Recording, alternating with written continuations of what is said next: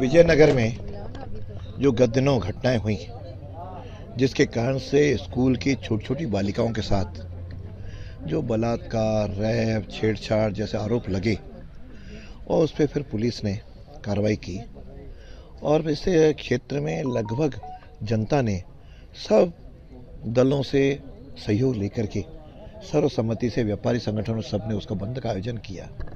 इतना जनता इसके साथ है, तो ऐसे के लिए मैंने कल मेरे पास विजयनगर के लोग आए और अपना ज्ञापन भी दिया। मैंने तत्काल एसपी और कलेक्टर से बात की, जिसके आधार पर उनको निर्देश दिए कि जो बाकी बच गए हैं उनको भी आप गिरफ्तार करो और साथ में एक एसआईटी का गठन करो, क्योंकि जब पार्ट टाइम पुलिस वाले काम करते हैं ना तो उनकी एक सीमाएं होती हैं, उनके पास कई काम होते हैं। एसआईटी के पास तो एक ही काम होता है, हमें ये काम करना है। तो लोगों को तह में जाओ और फिर इन लोगों को फंडिंग कहाँ से होती है उसको पता करके उन फंडिंग वालों को भी पकड़ो और जो इनके अवैध निर्माण हैं उस पर भी कार्रवाई करो, ताकि इस प्रकार की घटनाएं दूसरी जगह न हो। और बाकी भी शहरों में मैंने पुलिस को, जनता को, अभिभावकों को सबसे आग्रह किया है हम लोग सतर्क रहें।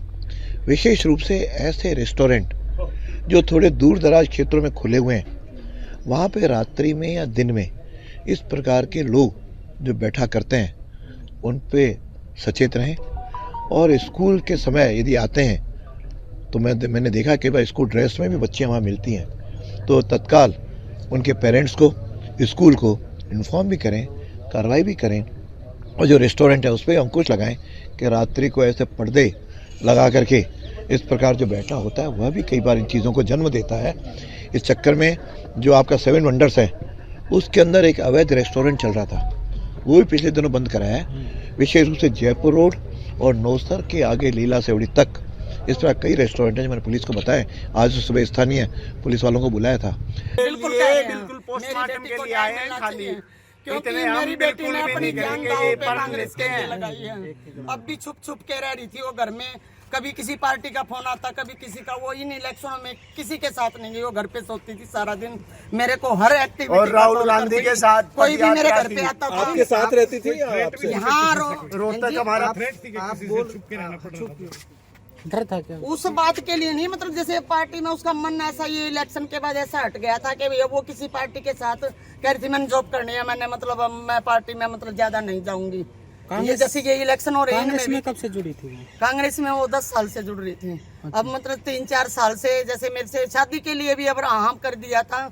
बोली मम्मी सिर्फ 2024 दे दो, मैं इलेक्शन होने के बाद मैं शादी कर लूंगी। देख रहे थे उसके लिए वो बिल्कुल खुश थी। वकालत कोई भी, हाँ LLB कर रही थी दूसरा, पहले BSc MBA फिर LLB। हाँ हो आपकी लास्ट टाइम बात कब हुई है जी?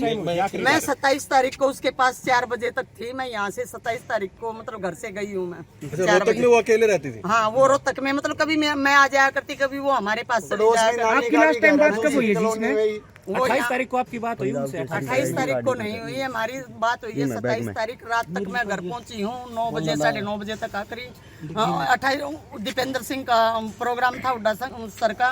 मेरे को उसने बताया मम्मी मेरे को टाइम नहीं मिलेगा, मैं आपको कॉल खाली होके करूंगी, लेकिन उसने कॉल नहीं की। तो रात को मैंने जब उसके पास फोन किया, आज तो फोन नहीं आया, जब मतलब उसका फोन स्विच ऑफ था। आप लोगों तो हिमानी नरवाल की हत्या की जांच को लेकर पुलिस ने 5 सदस्यीय टीमों का गठन किया है। अब पुलिस किन एंगल्स पर जांच करेगी वो हम आपको एक एक करके बता रहे हैं। जांच के तहत सबसे पहला हिमानी के घर और आसपास के जो सीसीटीवी फुटेज हैं उनको खंगाला जाएगा। दूसरा, इन सीसीटीवी फुटेज के जरिए पुलिस जो है वो सुराग तक पहुंचने की कोशिश करेगी। तीसरा, इसके साथ ही साइबर टीम उनके सोशल मीडिया अकाउंट्स की गहन पड़ताल भी करेगी। चौथा, उससे यह पता चलेगा कि क्या कोई संदिग्ध या हालिया कोई ऐसी गतिविधि हुई हो जो पूरी तरह से संदिग्ध हो। पांचवा, जहां सूटकेस मिला उसका शव बरामद हुआ, वहां का कहीं कोई सीसीटीवी कैमरा तो नहीं था। छठा, अगर वहां पर सीसीटीवी कैमरा लगा हुआ था तो फिर उस सीसीटीवी कैमरे में वहां से उस वक्त कौन गुजरा था, यानी पूरे एक दिन के दरमियान कौन कौन गुजरा था, और क्या किसी के हाथ में कोई सूटकेस था या नहीं था। अब हिमानी की जो हत्या हुई है उसको लेकर कई सारे सवाल खड़े हो रहे हैं, उन सवालों पर भी आते हैं। सबसे पहला सवाल यह है कि हिमानी नरवाल की जो हत्या हुई है वो हत्या किन हालात में हुई है, सबसे अहम सवाल यही है और इसी की जो जांच है वो पुलिस शुरुआत के तौर पर करेगी। दूसरा, हिमानी को किसने फोन किया, किस जरिए से फोन किया, क्या व्हाट्सएप कॉल किया, क्या मैसेज किया, क्या फोन किया डायरेक्ट, कैसे उसको वहां पर बुलाया गया।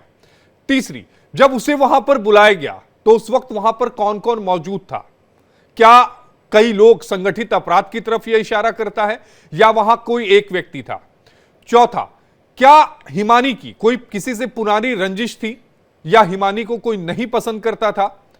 पांचवा, क्या कोई पूर्व एक नियोजित साजिश रची गई थी, यानी हिमानी की हत्या को लेकर क्या कोई एक साजिश रची गई थी जिसमें हिमानी को मारा जा सके। छठा, ये सारी जो बातें हैं जब अभी पोस्टमार्टम होगा, पोस्टमार्टम की रिपोर्ट के बाद ये बिल्कुल क्लियर हो जाएगा कि किन हालातों में मौत हुई। आठवां, जो विसरा, जो 3 दिनों के बाद तकरीबन आता है, विसरा की रिपोर्ट आती है, वो विसरा की जो रिपोर्ट है उससे भी बहुत सारी चीजें मिलेंगी। नौवां, चूंकि अभी उनके रिलेटिव्स ये कह रहे थे कि हिमानी जो है अब उनका मन किसी भी पार्टी में नहीं लग रहा था, वो अपनी घर पर अकेली थी। अगर वो अपनी घर पर अकेले रहना चाहती थी तो वो कौन से शख्स हैं जो उन्हें फोन कर रहे थे। 10वां, उनके जानकारों का यह भी कहना है कि लगातार उसके पास फोन आते थे, अलग अलग पार्टियों से आते थे। ये आरोप लगाए गए हैं कौन शख्स हैं जो हिमानी को लगातार फोन करते थे। 11वां, जो फोन कॉल्स आते थे वो फोन कॉल किस तरह के होते थे। 12वां, जो फोन कॉल्स आते थे उसमें बातचीत की जो ड्यूरेशन होती थी वो कितनी होती थी। अमूमन जब किसी का फोन आता है तो हम 1 मिनट या 2 मिनट बात करते हैं अगर कोई ऑफिशियल बात होती है तो, या फिर अगर कोई जानकार है तो 5 या 6 मिनट बात करते हैं। लेकिन हाँ, अगर कोई बहुत ज्यादा क्लोज है तो बात 30 मिनट से लेकर 1 घंटे तक हो सकती है। 12वां, जो सोशल मीडिया जो उसके अकाउंट्स हैं उन सोशल मीडिया अकाउंट्स में किस तरह के वो पोस्ट किया करती थी। 13वां, क्या कहीं कोई अफेयर के चांसेस तो नहीं थे, क्या किसी के साथ संपर्क में तो नहीं थी। 14वां, ये जो कॉल्स किए जाते थे इनके ड्यूरेशन क्या थे, क्या दोपहर में ही कॉल्स आते थे या कॉल्स जो है वो रात में आते थे। 15वां, इस पूरे मामले में जब अलग अलग टीमें एक साथ अलग अलग एविडेंस को जुटाएंगी तो फिर एक चेन बनेगा, यानी जो कहानी अभी तक हमें धुंधली नजर आ रही है वो कहानी बिल्कुल क्लियर होगी। 16वां, इस पूरे मामले में जो शख्स था क्या वो अकेला था या वो शख्स जो था वो एक कुछ लोगों के साथ मिलकर उसने घटना को अंजाम दिया। तो ये वो 16 पॉइंट्स हैं जो मुझे लगता है कि जो क्राइम टीम है, जो 5 सदस्यीय एसआईटी बनाई गई है, वो इस पर काम करेगी, वो इन सभी पहलुओं की जांच करेगी। लेकिन पुलिस का क्या कुछ कहना है वो आपको जानना और समझना बेहद जरूरी है। एक बार सुनवा देते हैं आपको। ये भी सूचना मिली थी, ये सड़क के किनारे, हाईवे के किनारे झाड़ियों में एक सूटकेस में डेड बॉडी मिली है। अभी एफएसएल टीम को बुलाया है, मुकदमा दर्ज कर रहे हैं, जांच कर रहे हैं। तो सर, क्योंकि साफ तौर पर दिख रहा है मर्डर करने के बाद इसको सूटकेस में बंद किया गया, क्योंकि गले में चुन्नी भी है इसकी। हाँ, ऐसा लग रहा है देखने में कि इसका मर्डर करके इसकी डेड बॉडी को यहाँ पे फेंका गया है। बाकी जांच कर रहे हैं, मुकदमा दर्ज करके कार्रवाई कर रहे हैं। तो कितनी केज दिखाई दे रही है सर? 20-22 साल के करीब उम्र है शायद लगभग। तो शिनाख्त क्या अभी तक हुई है? नहीं, अभी तो डेड बॉडी मिली है, पहचान करेंगे, उसके बाद वर्कआउट करेंगे। और इसी खबर पर ज्यादा जानकारी के साथ हमारे सहयोगी संजय कुमार हमारे साथ फोन लाइन से जुड़ रहे हैं। संजय, शुरुआती जांच में क्या कुछ निकला है? 5 सदस्यीय टीम का गठन हो गया, लेकिन शुरुआती जांच में क्या कह रही है पुलिस?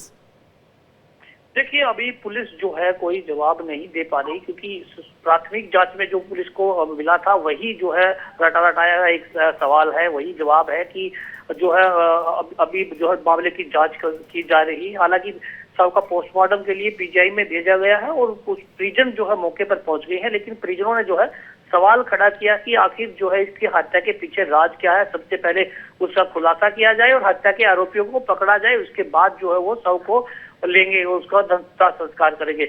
लेकिन अभी जो है मामला यही है और अटका हुआ है। लेकिन पुलिस जो है मामले की जांच में जुटी हुई है। आखिर जो है लड़की की हत्या कर उसके शव को सूटकेस में क्यों फेंका गया, क्योंकि कल जो है ये शव सूटकेस में पड़ा हुआ था और उसके बाद जो है पुलिस को सूचना मिली। पुलिस मौके पर पहुंची तो पाया कि लड़की के चेहरे पर भी निशान थे और उसके गले में चुन्नी जो है वो बंधी हुई थी। हालांकि अभी तक पुलिस ने कारणों का नहीं पता लगा, लेकिन आसपास के सीसीटीवी कैमरे जो है वो खंगाल रही है। अभी जो है परिजनों का यही कहना है कि जब तक मामले का खुलासा नहीं होगा, हत्या के आरोपी जो है पकड़े नहीं जाएंगे, तब तक जो है वह इस शव को जो है नहीं लेंगे और ना ही उसका दाह संस्कार करेंगे। संजय, अगर चेहरे पे निशान थे तो इसका मतलब यह है कि हत्या करने से पहले उसके साथ मारपीट की गई थी। गले में चुन्नी थी, इसका मतलब यह है कि उसी चुन्नी से गले दबाकर हत्या की गई होगी। एक आदमी अमूनन इस तरह का काम नहीं कर सकता। हो सकता है कि इसमें एक से ज्यादा लोग इन्वॉल्व हों। जो सोशल मीडिया अकाउंट से, जो कॉल डिटेल से, उनको भी पुलिस खंगाल रही होगी। शुरुआती जांच में आपके सूत्र क्या कह रहे हैं? अब बिल्कुल देखिए, लड़की जो है एक कलाकार थी और वो हरियाणवी कल्चर में जो है भाग लेती थी, तो कहीं ना कहीं जो है लड़की का जो मोबाइल है वो जो है उसको भी खंगाला जा रहा है और उसका जो कहीं ना कहीं कॉल रिकॉर्ड भी जो उसकी उस चेक कर रही है पुलिस, और उससे भी कहीं ना कहीं पुलिस को एक बड़ी कामयाबी मिल सकती है। लेकिन जैसे जैसे पुलिस के सामने जो उनके परिजन पहुंचे तो उन्होंने भी एक आरोप लगाया है। उनके परिजनों का कहना है कि इस हिमानी लड़की जिसकी पहचान हुई है, ये लड़की जो है इसके भाई की कुछ दिन पहले हत्या कर दी गई थी। उसके बाद जो है वो यहाँ से पलायन भी कर गए थे, लेकिन उसके बाद ये लड़की दोबारा से यहाँ पर रहने लगी और जो है कांग्रेस के एक जो है युवा कार्यकर्ता जो है ये रही है। राहुल गांधी की जो भारत जोड़ो यात्रा है उसमें ये जो शामिल रही है और पूर्व मुख्यमंत्री भूपेंद्र सिंह हुड्डा के जो चुनाव थे उसमें भी, जो विधानसभा के चुनाव थे उसमें भी, और सांसद दीपेंद्र सिंह हुड्डा के चुनाव जी संजय, कई सारे सवाल हैं जिनके जवाब जो है वो एसआईटी की टीम खंगाल रही है। आपका जुड़ने के लिए बेहद शुक्रिया। संजय हमारे सहयोगी हमारे साथ जुड़े थे।